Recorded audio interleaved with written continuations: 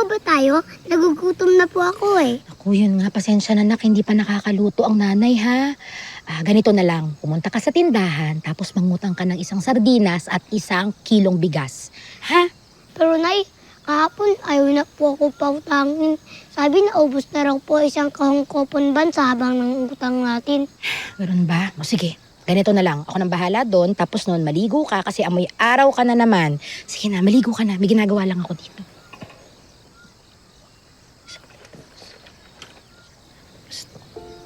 Ano nak?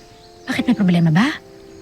Nay, may project po kasi kami sa... Ano ba naman yung teacher mo naman, Tres? Pa-project ng pa-project. Ano ba akala niya sa mga taga-tumahan? Mayayaman? Sige po, Nay. Wag na lang. Sandali, nak. Nak, sandali. Andali. Ano ba yung mga kailangan? Huwag niyo na pong isipin yun, Nay. Ako na pong bahala. Pasensya na, nak, ha? Sige na, ligo ka na. Okay lang po yun. Sandali nga, Tres. Nak, halika. Ano ba nangyari din sa sapatos mo? Patingin nga.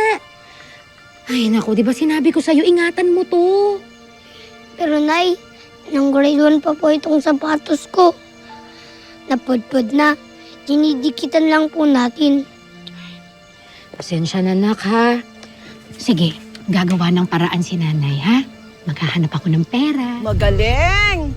Magaling! Oh, di maganda.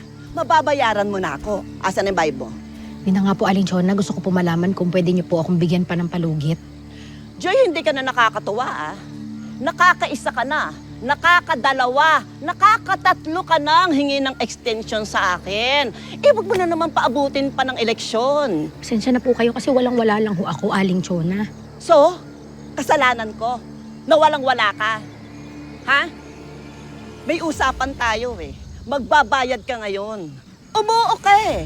Aling Chona, sa mga susunod na araw na lang po. Pangako po, makukumpleto Pangako na naman. Eh, lagi ka naman nangangako, hindi ka naman sumusunod. Ito po, Aling Chona, oh. Kukumpletuhin ko po yung bayad. Dahil ibebenta ko po ito. Pag nabenta ko po yan, yung 10,000 piso, ibabayad ko po sa inyo yung Aling Chona. Huwag ka naman kusirain! Ay! Huwag babayaran mo pa ako ng ganyan! 10,000 utang mo sa akin? Tapos siya na ibabayad mo sa akin? Pasensya na po kayo. Huwag naman po kayo kasi ibebenta ko nga po. Makukumpleto ko po yun. Ikaw, kahit kailan, wala ka nang ginawa sa akin. Puro ka pangako, puro ka pangako, puro ka pangako. Hindi ka naman marunong magbayad. Puro ka pangako! Huwag niyo pong saktan ng nanay ko. Ah, gusto mo ikaw saktan ko? Ha? Sasaktan ko kung sinong gusto ko saktan. Pasensya na Ano? po kayo. Huwag po niyo idama yung anak ko. Babayaran ko po kayo, Aling Chona. Naku, ayan na naman, nangangako ka na naman eh. Puro ka naman pangako. Ano? Ha? Kailan? Ano? Magbabayad ka ba o hindi? Ha? Salbahay ka! Pangit ka na nga, salbahay ka pa. Asan bahay pala, ha? Ha? Gusto mo pasakan ko ng siling yung suma? Ha? Aling Chona, huwag niyo pong idama yung anak ko. Bastos kayo! Bastos! Bastos! Ako pa, bastos! Hindi mo tinuturuan ang asap ng anak mo! Lumalaking bastos! Aling Chona! Magbabayad po ako, Aling Chona. Huwag niyo na pong idama yung anak ko. Talagang dapat magbayad ka. Dahil pag hindi ka nagbayad, kayong dalawang mag-ina, ibabaon ko kayo dyan! Naintindihan mo? Opo, pasensya na po kayo, Aling Chona. Oh, anong itingin-tingin mo? Ha? Dudukutin sa mata mo eh. Magbayad kayo, ha? Grabe naman, kawawa. Grabe naman. Dapat ginagawa niya, pinag-uusapan na nila maayos. Nay, papatayin niyo po ba kayo? Hindi. Hindi, huwag mo sabihin yan. Hindi papayag ang nanay. Pero salbahay po kasi siya eh. Pagsaktan niyo po kayo uli. Huwag mo nang isipin yun, ha? Ako nang bahala. Ako ang gagawa ng paraan, ha? Nasaktan ka ba, Tres? Nasaktan ka? Oh, sige, sige. Tayo ka.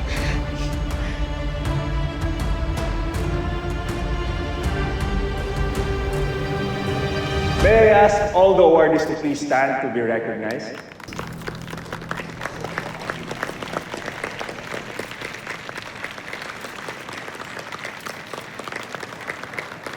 Thank you so much. You may now be seated.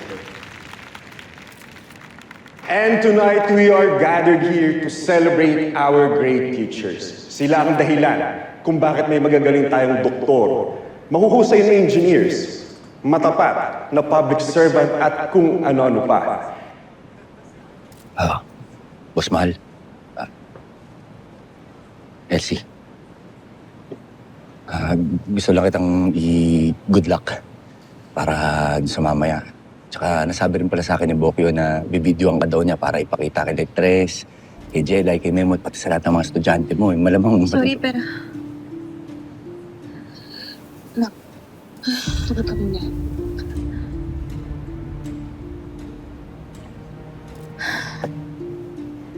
Parang di ko yata kaya to.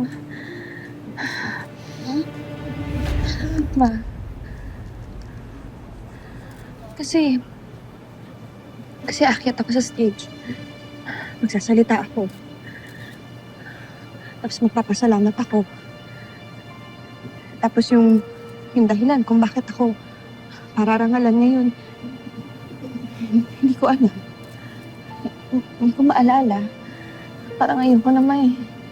Hindi ko yata kaya, Ma.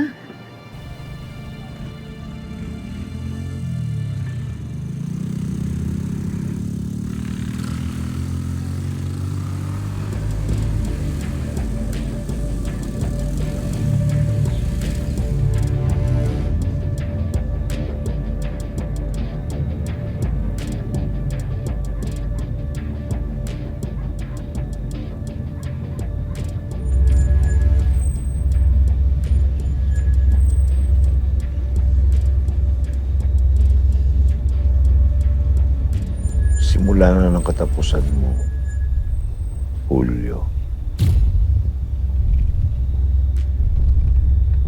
Ilang siglong nagtago ang mga tubaw sa isla, Pangil.